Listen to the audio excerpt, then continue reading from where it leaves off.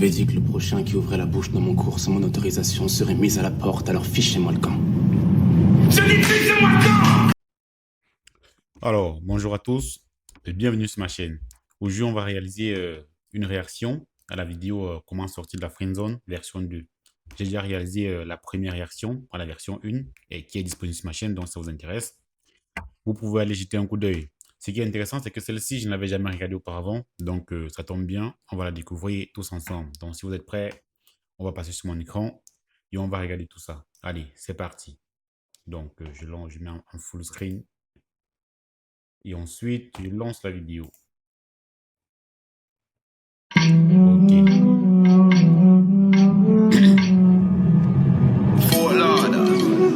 Le fusil a le meilleur ami, quoi.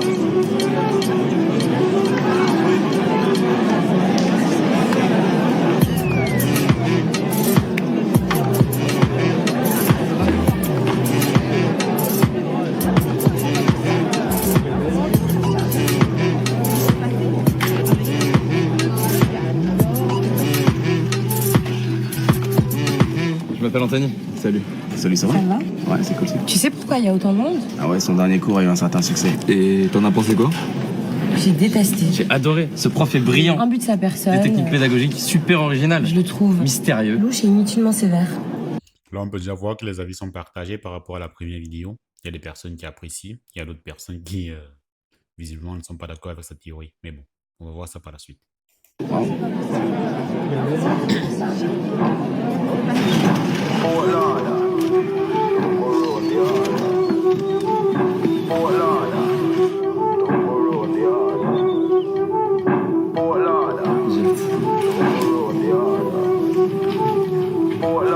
Surtout te fais pas remarquer et reste bien attentive.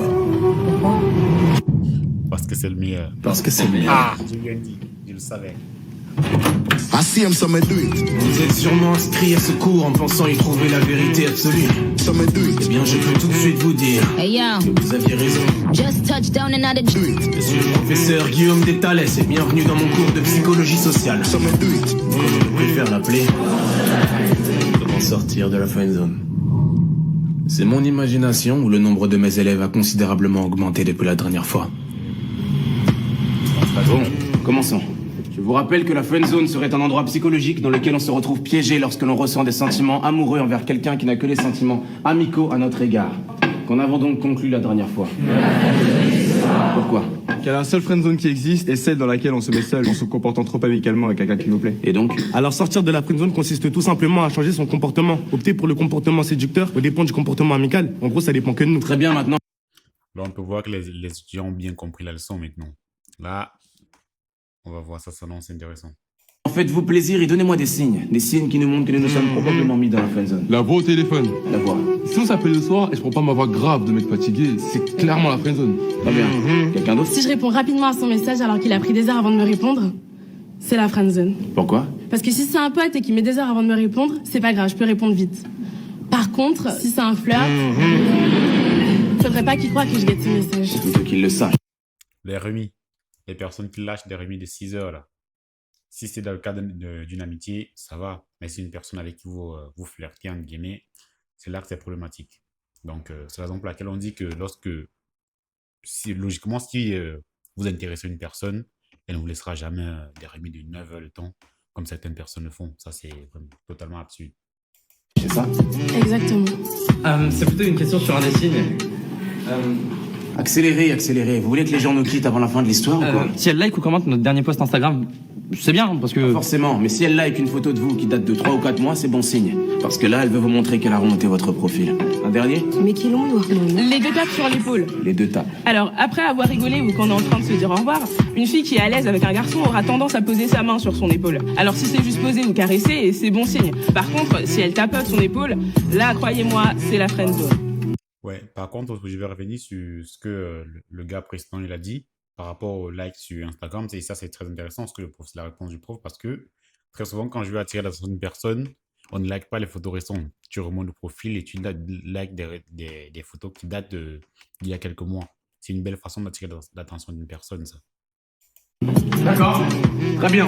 Écrivez le sous-chapitre comment désamorcer le processus d'amitié. Désamorcer? À ce qui paraît, la dame n'est pas d'accord. Hein. Un problème?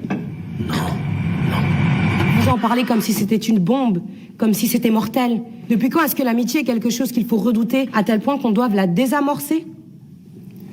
Bon, vous avez l'air d'avoir perdu un ami. Et vous êtes persuadé que c'est à cause de moi?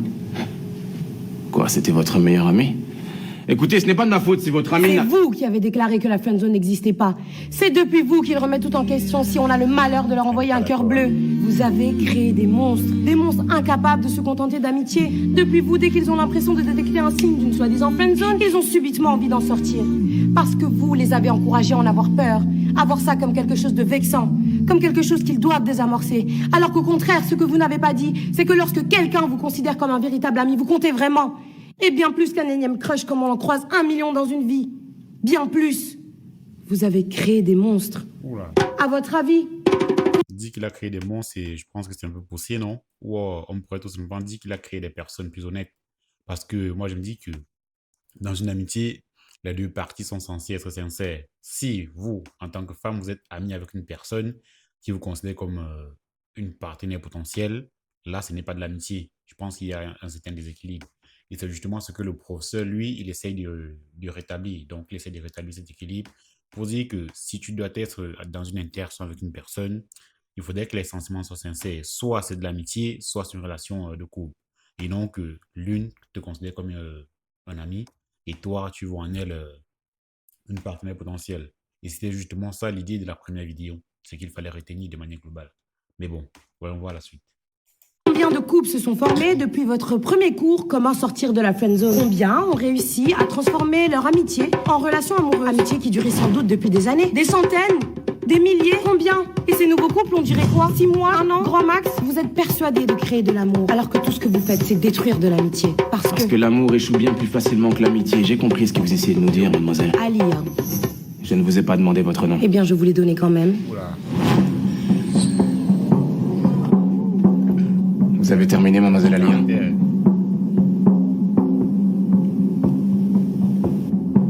Reprenons.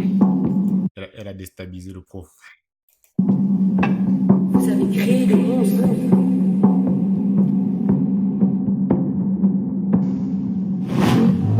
Détruire de l'amitié. Admettons, vous, ne me donnez pas aussi votre nom, il ne m'intéresse pas. Quelle est la nourriture que vous aimez le moins? Quoi? Allez, dans quel restaurant vous n'allez jamais manger? Japonais. Pourquoi? J'aime pas le poisson cru, les sushis et tout. Si je vais, je prendrai que des brochettes. Donc bon, ça va un peu cher pour des brochettes. Ne me racontez pas votre vie. Quelqu'un est d'accord avec lui ici? Ne raconte pas ta vie, mon gars. Vous deux, vous êtes ensemble? Non, on est juste potes. Ouais. Combien de fois êtes-vous allé manger au resto japonais du coin de la rue à l'heure du déjeuner? Plusieurs fois. C'était bon? Ouais, j'aime bien. Pourtant, vous avez levé la main, vous, donc vous détestez ça, n'est-ce pas? Oui, mais... Vous aussi, vous avez levé la main. Vous y allez quand même à deux? Bah non, on y va jamais ensemble, vu qu'il n'aime pas. Vous avez compris, mademoiselle Alia? Ah, ok.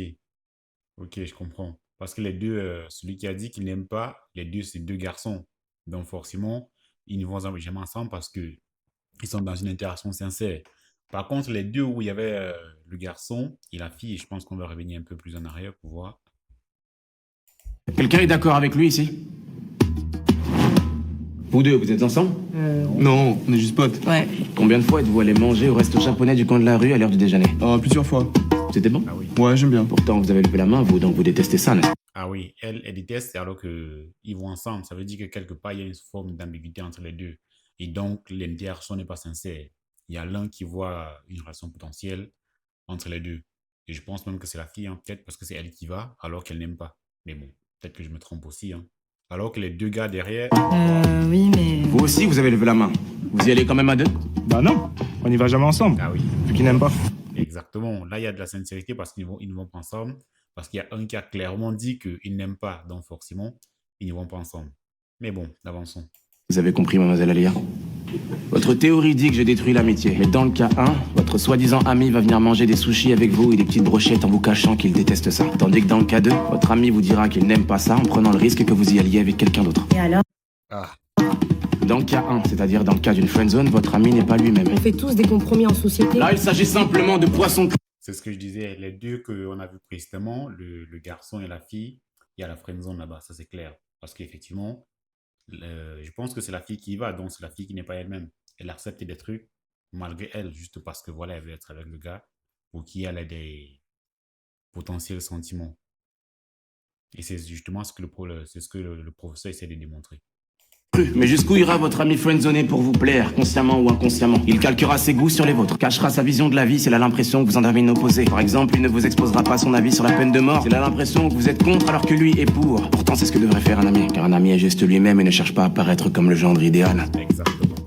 S'il vous a avoué ses sentiments, comment pouvez-vous être sûr que vous étiez attaché à votre meilleur ami et pas plutôt au masque qu'il revêtait pour vous plaire? Et oui, et c'est le problème de beaucoup de relations, hein. Très souvent, quand les deux ne sont pas sincères ou encore quand il y a une personne qui a des sentiments pour l'autre, forcément, la personne n'est pas elle-même. Elle va toujours essayer d'aller dans le sens de celle pour qui elle a des sentiments, juste pour plaire à cette personne. Alors que dans une amitié sincère, logiquement, les deux parties sont elles-mêmes. Et donc, chacun exprime clairement ses opinions, sans toutefois avoir peur de déplaire à une autre personne, parce que c'est aussi ça l'amitié. On ne doit pas toujours être en accord. À partir du moment où, moi je dis toujours que dans une amitié, à partir du moment où on est tout le temps en accord, ça veut dire qu'il y a forcément une personne qui se plie aux volontés de l'autre. Ça c'est clair, il n'y a même pas de doute là-dessus. Si c'est ce genre d'amitié que j'ai détruit, il n'y a pas mort d'homme. Reprenons. Nous allons donc voir comment désamorcer une amitié naissante en plusieurs étapes. Une amitié... Ah ok, il dit une amitié désamorcer, une amitié naissante en plusieurs étapes. Je n'ai pas bien compris ça, mais bon. non voulue, une future friendzone. Vaut mieux tenter de la désamorcer. Ok, donc il parle d'une future, de comment désamorcer une future friendzone. D'accord, je comprends. Amorcer ou y mettre fin plutôt que de faire semblant, n'est-ce pas? Je vous rappelle que la friendzone n'existe pas. Ouais, on avait dit. D'ailleurs, quelqu'un ici saurait comment détruire une amitié sincère et réciproque. Pas une naissante, mais une sincère et réciproque. Allez, un peu d'ingéniosité. Dites-moi comment détruire une amitié sincère et réciproque. En créant de la jalousie? Non. En prenant ses distances? Non. Et si vous nous donniez la réponse tout de suite? Parce qu'on va donner toutes les réponses possibles et inimaginables et vous allez nous donner la réponse géniale auquel personne n'aurait jamais pensé, alors. Lui, on dirait un vrai Marseillais. Il va droit au but. Il faut arrêter de tourner autour du pot. Épargnez-nous tout suspense, non? Le premier qui trouve la réponse à ce problème valide son semestre automatiquement. Instantanément. Quelle est la seule et unique façon de détruire une amitié sincère et réciproque? Comment on peut être sûr que vous avez la réponse? Peut-être que vous choisirez la meilleure réponse d'entre nous et vous direz que c'est celle que vous attendiez, alors que vous ne l'aviez même pas. D'accord. J'écris la réponse ici.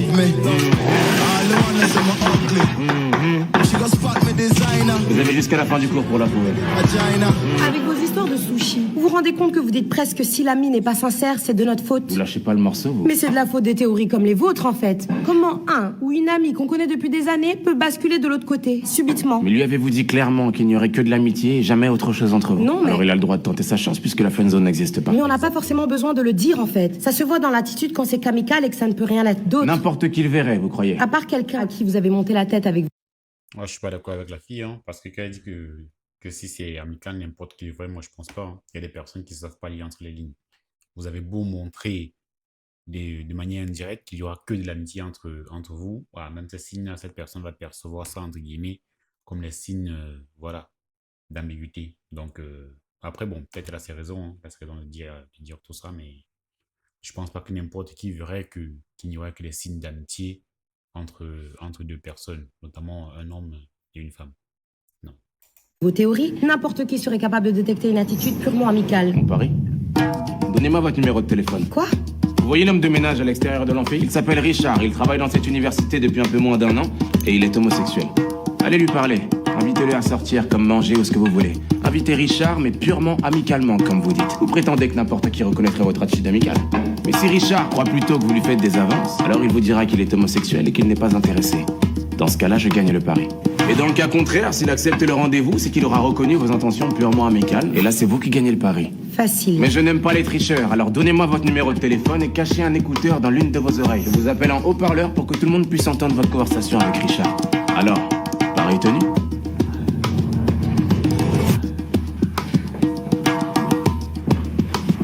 Salut.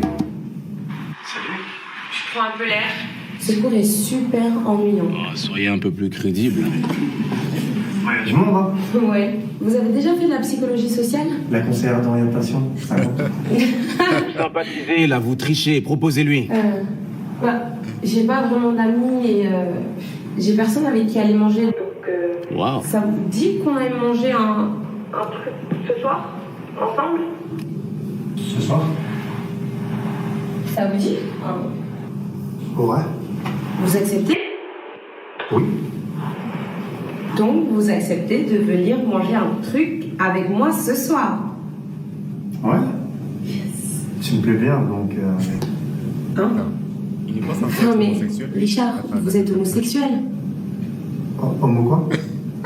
Mais vous êtes un menteur! J'ai gagné. Mais vous m'avez dit qu'il était gay! Je ne vous avais pas fait croire qu'il était gay. J'aurais fait autrement! Oui, vous n'auriez pas été vous-même. Là, le croyant gay, vous n'aviez aucune crainte de lui plaire, alors vous avez eu une attitude amicale tout en étant vous-même. Mais il a quand même cru que vous lui faisiez des avances, parce que chacun sa sensibilité. J'ai gagné. Revenons en cours. Comment désamorcer une amitié naissante et non voulue. Choisissez. Saisissez toutes les occasions de ne pas le ou la laisser choisir. Que ce soit le film que vous allez voir au cinéma ou la place où vous asseyez au resto. Imposez votre choix. Finalement, tu lui ressembles. À ce prof. Tu lâches pas l'affaire comme lui. Mieux vaut l'agacer plutôt que d'être toujours d'accord avec lui, ouais. Mais fais gaffe à pas trop le pousser à bout. Parce que je pense pas que lui supporterait de réaliser qu'il a peut-être tort. Ne soyez pas trop visiblement à l'aise. Montrez de la timidité, de la réserve. On est trop à l'aise avec un ami, pas avec un amant. 4. Soyez plutôt distant que trop présent. Ignorez-le. Je retiens qu'on est trop à l'aise avec un ami et pas avec un amant. Ça, c'est très vrai. Ou là pendant 2 jours et revenez comme une fleur le troisième. Laissez l'autre. La distance aussi est un élément très important et qui marche très souvent. Donc, revenir vers vous. 5. Même si président. Non. Yes, c'est la fille qui m'a friendzoné, monsieur. Non, ne répondez pas. Ne répondez pas! Allô? Oui, tu m'as demandé de t'appeler. Qu'est-ce que je dis?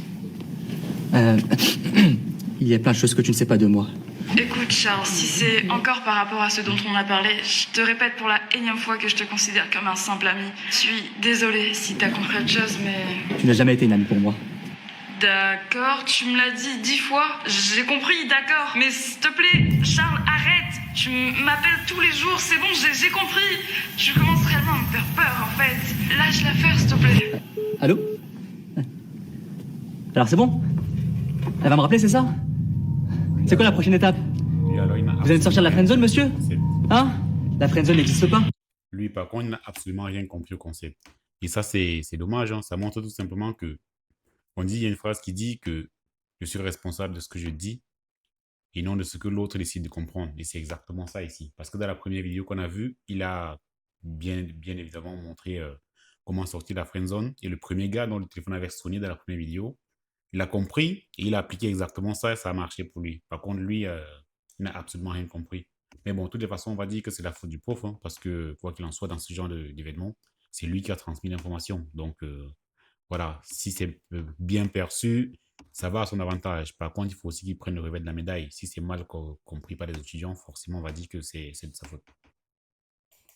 Asseyez-vous et fermez-la. Vous ouvrez encore la bouche sans que je vous ai donné l'autorisation et je vous mets à la porte à tout jamais. Vous avez compris? C'est vous! C'est depuis vous! Vous avez créé des monstres. Voilà ce que je disais, hein, que quand ça marche bien, lui, il récolte les lauriers. Par contre, quand ça ne marche pas, justement, il faut qu'il encaisse, qu'il prenne le revers de la médaille aussi. De toute façon, c'est jamais l'un sans l'autre. Hein. Voilà, c'est lui l'enseignant de toutes les façons. Des monstres!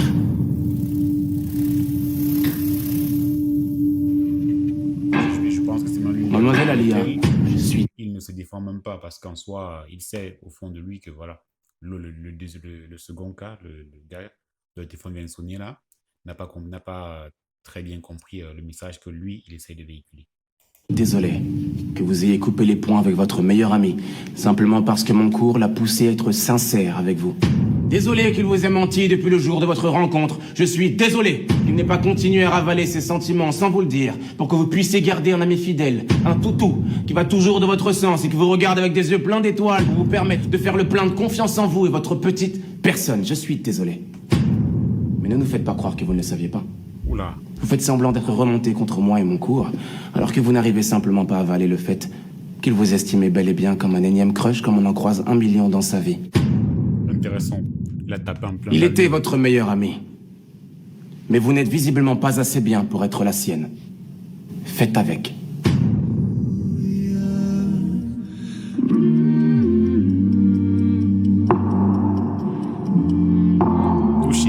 Je ne suis pas vraiment d'accord cette fois, monsieur.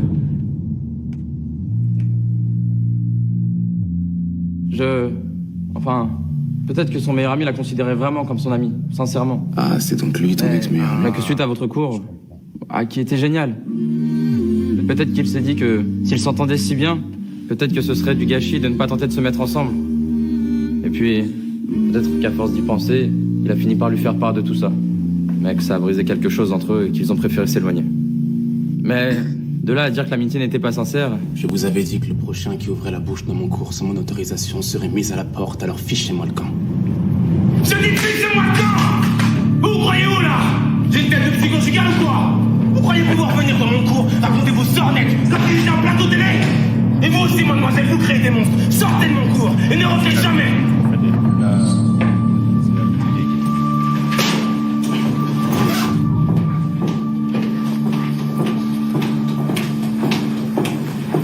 Complètement malade. Je te dirais pas que je te l'avais dit. Tu changeras jamais, toi. Est-ce que tu penses qu'on devrait... Doucement, n'allez pas trop vite. Vous avez suivi mon cours, n'est-ce pas?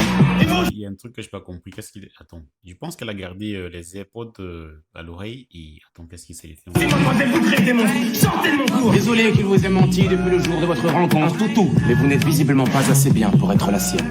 Je ne suis pas vraiment d'accord cette fois, monsieur. Trouvez-moi, c'était votre meilleur ami. Et vous aussi, mademoiselle, vous créez des monstres. Sortez de mon cours et ne revenez jamais! Ah oui, elle a gardé un AirPod. Et qu'est-ce qu'ils essaient de faire? C'est ce qu'on va voir. Non, rien. Vous savez alors comment désamorcer une amitié. Si vous voulez la réamorcer, faites l'inverse. Ah, je comprends. Tout à l'heure, un peu plus en avant dans la vidéo, il a dit que c'était quoi? Voilà, c'est marqué au tableau. Comment désamorcer une amitié naissante. Donc, en gros, une friendzone. Et donc, vu qu'il a désamorcé, entre guillemets, il a détruit l'amitié qu'il y avait entre la fille et le garçon. Là, ce qu'il essaie de faire, c'est de réamorcer, c'est-à-dire reprendre l'amitié. Bon, la relation, on va dire comme ça, mais partir sur de bonnes bases, sur une base beaucoup plus amicale plutôt qu'une friendzone. Donc... Choisissez! Faites l'inverse, laissez-le choisir. Du moins, faites-lui croire que c'est lui qui choisit sa situation. Si tu m'avais dit ce que tu pensais comme tu l'as dit tout à l'heure, j'aurais peut-être mieux compris. Étape 2. Mieux vaut l'agacer que d'être toujours d'accord avec lui ou elle. Faites l'inverse. T'as raison. Soyez pas trop visiblement à l'aise, montrez de la timidité et de la réserve. Le contraire, détendez-vous. Ah, je comprends. Dans le cas d'une... c'est-à-dire comment désamorcer une friendzone, il faut de la timidité pour éviter de se retrouver dans le cadre d'une amitié. Alors qu'ici, en fait, il essaie de la réamorcer. Donc, c'est pour ça qu'il demande de la détente. 4. Soyez plutôt distant que trop présent. Anthony? Ouais.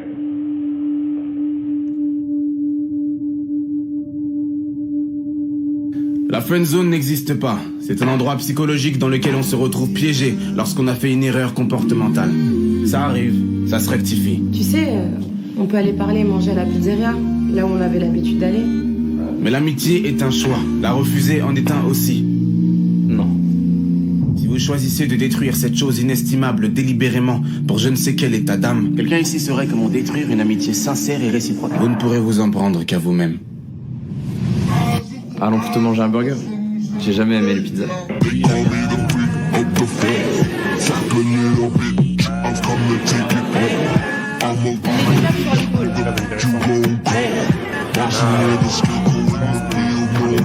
Dans les deux vidéos, c'est-à-dire comment sortir la friendzone 1, il montre clairement comment désamorcer une fausse amitié, c'est-à-dire voilà, une friendzone. Et dans cette vidéo, l'idée générale, c'était de comment la réamorcer. Et aussi, ce qui est très intéressant dans cette vidéo, c'est qu'il montre tous les revers que peuvent avoir la première vidéo.